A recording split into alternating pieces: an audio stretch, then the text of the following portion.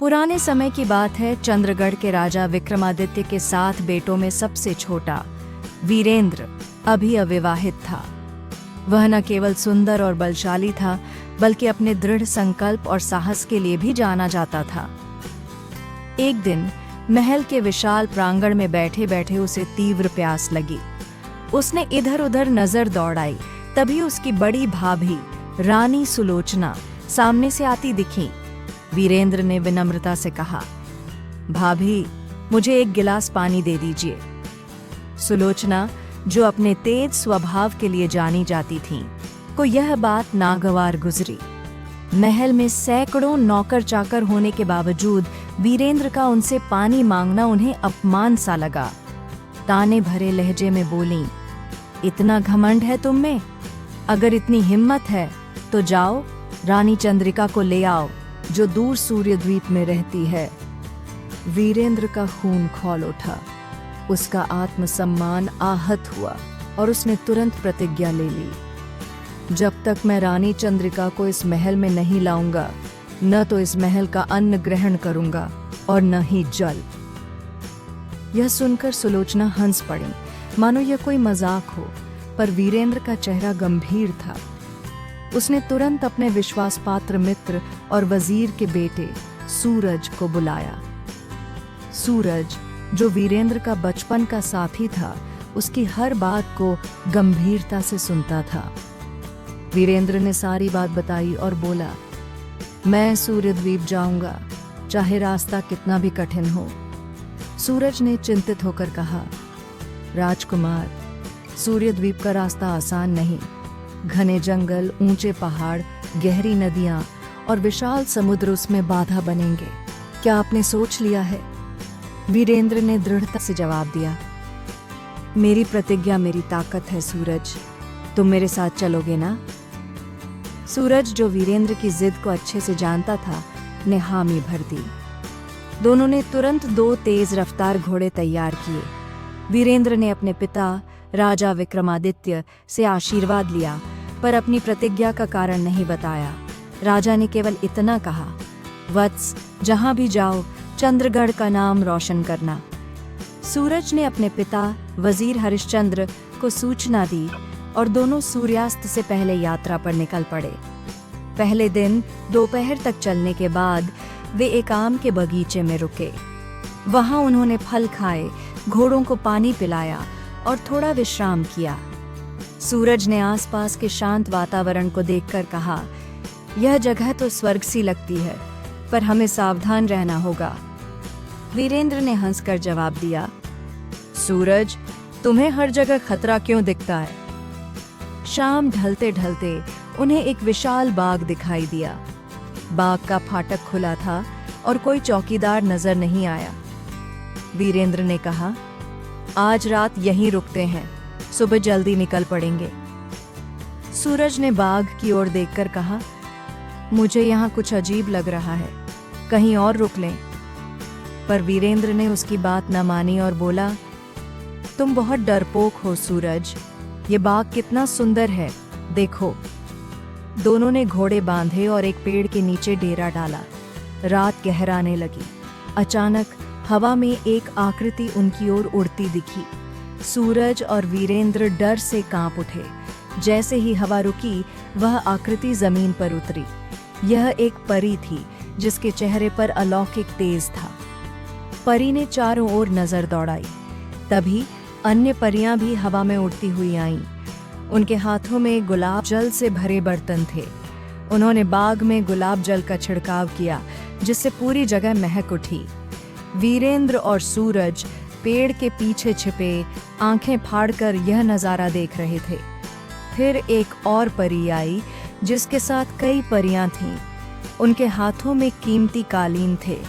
देखते देखते उन्होंने जमीन पर कालीन बिछाए और अचानक पूरा बाग रोशनी से जगमगा उठा।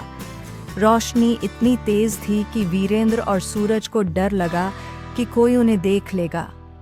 तभी दूध जैसे फव्वारे बहने लगे और बाग के पेड़ पौधे और भी मोहक लगने लगे।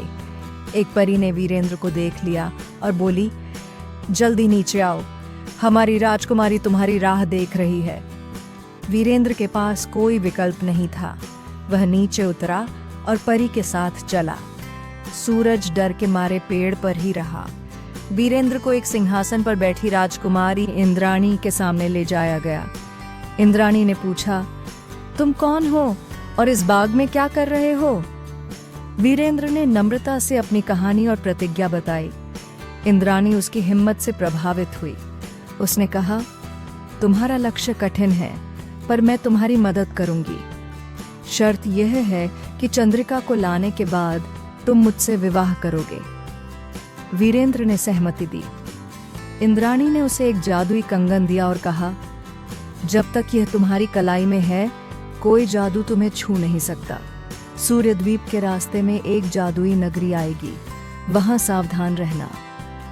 रात बीतने से पहले इंद्राणी अपने उड़न खटोले पर चली गई और परियां सामान समेटकर गायब हो गईं। वीरेंद्र सूरज के पास लौटा। सूरज ने उसे सही सलामत देखकर राहत की सांस ली। वीरेंद्र ने सारी बात बताई और बोला, देख, कभी कभी खतरे में भी भलाई छिपी होती है। दोनों ने घोड़े तैयार किए और बाग के फाटक से निकले, जो अपने आप खुल गया। जैसे ही वे कुछ दूर गए, आसमान में काले बादल छा गए और जोरदार बारिश शुरू हो गई। दोनों एक पुराने घर में शरण लेने को मजबूर हुए। रात में वीरेंद्र गहरी नींद में सो गया, पर सूरज को नींद नहीं आई। अचानक एक काला सांप, जो उस घर का रक्षक था, वीरेंद्र की ओर बढ़ा। सूरज ने तुरंत तलवार निकाली और सांप के 2 टुकड़े कर दिए। सुबह वीरेंद्र ने सांप के टुकड़े देखे और हैरान हो गया। सूरज ने सारी बात बताई। वीरेंद्र ने कहा, मित्र, तुमने मेरी जान बचाई। हमारा लक्ष्य पवित्र है और ईश्वर हमारी रक्षा करेगा। बारिश थमने के बाद दोनों ने एक तालाब के पास विश्राम किया। सूरज सिर पर था और आसमान साफ था। उन्होंने स्नान किया, भोजन किया और फिर एक घने जंगल में प्रवेश किया। यह जंगल इतना डरावना था कि वहां दिन में भी रात सा अंधेरा रहता था। जंगली जानवरों और डाकुओं का डर था। सूरज का दिल कांप रहा था, पर वीरेंद्र ने कहा, अगर हम छोटी छोटी बातों से डर गए तो हमारा लक्ष्य कैसे पूरा होगा? दोनों साहस के साथ आगे बढ़े। जंगल के बीच एक बार उन्हें भेड़ियों की गुर्राहट सुनाई दी, पर वीरेंद्र ने अपनी तलवार निकालकर उन्हें भगा दिया। आखिरकार जंगल खत्म हुआ और वे एक खुले मैदान में पहुंचे। दिन ढल चुका था और दोनों थक गए थे। सूरज ने कहा, हमें यहीं रुकना चाहिए, घोड़े भी थक गए हैं। कुछ कदम आगे पेड़ों के झुरमुट में एक जगह मिली। पास में एक कुआं था। दोनों ने स्नान किया, खाना खाया और बिस्तर बिछाया। सूरज ने कहा, मैं आज बहुत थक गया हूँ, तुम पहरा देना। वीरेंद्र ने हामी भरी, पर थकान के कारण वह भी सो गया। सूरज को नींद नहीं आई। वह रात भर जागता रहा। सुबह वीरेंद्र ने माफी मांगी और सूरज ने हंसकर कहा, कोई बात नहीं मित्र। आगे बढ़ते हुए वे एक सुंदर नगरी मायापुर में पहुंचे। सूरज ने चेतावनी दी, यह वही जादुई नगरी है जिसके बारे में इंद्राणी ने बताया था। हमें इसके किनारे से निकलना चाहिए। पर वीरेंद्र ने नगरी की सुंदरता देखकर कहा, इतने जंगलों के बाद ऐसी नगरी देखने का मौका छोड़ दूं? दोनों घोड़ों पर सवार होकर नगरी में घुसे। एक बगीचे में एक बूढ़ी औरत दौड़ती हुई आई और वीरेंद्र से लिपटकर रोने लगी। उसने कहा, मेरे बेटे, तुम कहाँ चले गए थे? वीरेंद्र हैरान था। उसने खुद को छुड़ाने की कोशिश की, पर बूढ़ी औरत ने उसे मजबूती से पकड़ रखा था। उसने सिसकते हुए कहा, बस थोड़ी देर मेरे घर चलो। सूरज ने मना किया, पर वीरेंद्र को उस पर दया आ गई। उसने कहा, तुम यहीं रुको, मैं अभी आता हूँ। वीरेंद्र बूढ़ी औरत के साथ उसके घर गया। जैसे ही वे अंदर पहुंचे, दरवाजा बंद हो गया। सूरज ने दरवाजा खटखटाया, पर कोई जवाब नहीं आया। वह चिंतित होकर बाहर इंतजार करने लगा। अंदर बूढ़ी औरत ने अपना असली रूप दिखाया। वह एक जादूगरनी थी जिसका नाम मालती था। उसने चालाकी से वीरेंद्र का कंगन उतार लिया और उसे एक कबूतर में बदल दिया। फिर एक सुंदर युवती बनकर उसने वीरेंद्र को वापस इंसान बनाया और बोली, डरने की जरूरत नहीं, मेरे साथ चौपड़ खेलो। वीरेंद्र ने उदास होकर कहा, मुझे सूर्यद्वीप जाना है, रानी चंद्रिका से मिलना है। मालती ने उसकी कहानी सुनी और प्रभावित हुई। उसने कंगन लौटाया और 2 जादुई पंख दिए, काला और सफेद। उसने कहा, काला पंख जलाने पर राक्षस और सफेद पंख जलाने पर देवता तुम्हारी मदद करेंगे, पर एक शर्त है, चंद्रिका को लाने के बाद मुझे भी अपने साथ ले चलना। वीरेंद्र ने सहमति दी। सुबह मालती ने दरवाजा खोला और वीरेंद्र बाहर निकला। सूरज उसे देखकर खुशी से लिपट गया। वीरेंद्र ने सारी बात बताई और बोला, अगर इरादा पक्का हो तो हर बाधा पार हो जाती है। दोनों नगरी से निकलकर एक आश्रम में पहुंचे जहां साधु बाबा रहते थे। वीरेंद्र ने अपनी कहानी सुनाई। बाबा ने उसे एक जादुई भस्म दी जिससे वह अदृश्य हो सकता था। बाबा ने कहा, यह भस्म होशियारी से इस्तेमाल करना। 4 दिन आश्रम में बिताने के बाद वे एक नगर में पहुंचे जहां राजकुमारी अनन्या गंभीर रूप से बीमार थी। रात में वीरेंद्र ने 2 पक्षियों चकोर और कोयल की बात सुनी। चकोर ने कहा, इस नगर की राजकुमारी को कोई वैद्य ठीक नहीं कर पाया। कोयल ने जवाब दिया, इस पेड़ की जड़ घिसकर पिलाने से वह ठीक हो जाएगी। वीरेंद्र ने तुरंत जड़ काटी। अगले दिन वह महल पहुंचा और राजा से कहा, मैं आपकी बेटी को ठीक कर सकता हूँ। राजा ने निराशा से कहा, बड़े बड़े वैद्य हार गए, तुम क्या कर लोगे? वीरेंद्र ने जड़ को पानी में घिसकर अनन्या के होठों पर लगाया। कुछ ही देर में अनन्या की आंखें खुल गईं। वह धीरे धीरे ठीक हो गई। राजा ने खुशी से वीरेंद्र को गले लगाया और बोला, तुम मेरी बेटी से विवाह करो और आधा राज्य ले लो। वीरेंद्र ने अपनी प्रतिज्ञा बताई और कहा, मैं केवल अनन्या को अपने साथ ले जाऊंगा। राजा ने उसे एक साधु से मिलने की सलाह दी जो सूर्यद्वीप के रास्ते में मदद करेगा। साधु ने वीरेंद्र को जादुई सैंडल दिए और कहा, इन्हें पहनकर तुम समुद्र पार कर जाओगे।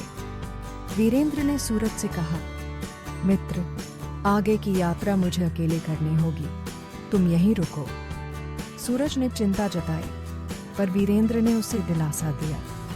अगले दिन वीरेंद्र ने सैंडल पहने और सागर के तट पर कदम रखा। जैसे ही उसका पैर पानी पर पड़ा, वह धरती पर चलने सा आगे बढ़ने लगा। सूर्यद्वीप दिखाई दिया, पर वहां राक्षस पहरा दे रहे थे। वीरेंद्र ने भस्म खाकर खुद को अदृश्य किया और राक्षसों के बीच से निकल गया। सूर्यद्वीप का नगर स्वर्ग सा था। साफ सुथरी सड़कें, गुलाब जल के फव्वारे और रंग बिरंगे फूल हर ओर बिखरे थे।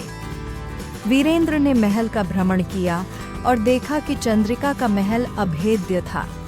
उसने काला पंख जलाकर राक्षसों को बुलाया और पहरेदारों को हटवाया। फिर सफेद पंख जलाकर एक रत्नों से भरा जहाज मंगवाया। व्यापारी बनकर वह चंद्रिका से मिला। चंद्रिका ने उसके आभूषण देखने की इच्छा जताई। वीरेंद्र ने उसे जहाज पर बुलाया। चंद्रिका आभूषणों में खो गई और जहाज चल पड़ा। जब उसे सच पता चला, वह गुस्से से लाल हो गई। वीरेंद्र ने अपनी कहानी सुनाई। तूफान में उसने चंद्रिका की रक्षा की और चंद्रिका उसकी बहादुरी से प्रभावित हुई। वापसी में वीरेंद्र ने अनन्या को उस नगर से लिया जहां उसने उसे ठीक किया था। फिर मायापुर पहुंचे जहां मालती ने उनका स्वागत किया और साथ चल पड़ी। इसके बाद वे उस बाग में गए जहां इंद्राणी थी। इंद्राणी भी उनके साथ चली। रास्ते में वीरेंद्र ने एक और खतरे का सामना किया। एक रात जब वे एक गांव में रुके, तोता और मैना की बात सुनी। मैना ने बताया कि चंद्रिका की जूती में सांप छिपा है। वीरेंद्र ने सुबह सांप को मार दिया। मैना ने यह भी चेतावनी दी कि एक उड़न खटोला खराब हो जाएगा। वीरेंद्र ने उड़न खटोले से यात्रा करने से मना कर दिया। चंद्रगढ़ पहुंचने पर राजा विक्रमादित्य ने भव्य स्वागत किया। वीरेंद्र ने सुलोचना से कहा, भाभी, आपके ताने ने मुझे ये अनमोल रत्न दिए। सुलोचना की आंखें भर आईं। उन्होंने कहा, तुमने चंद्रगढ़ को गौरवान्वित किया। शुभ मुहूर्त में वीरेंद्र का विवाह चंद्रिका, इंद्राणी, अनन्या और मालती से हुआ। महल में उत्सव का माहौल था। प्रजा ने फूल बरसाए और चंद्रगढ़ में खुशहाली छा गई। वीरेंद्र की प्रतिज्ञा और साहस की कहानी पीढ़ियों तक गाई गई।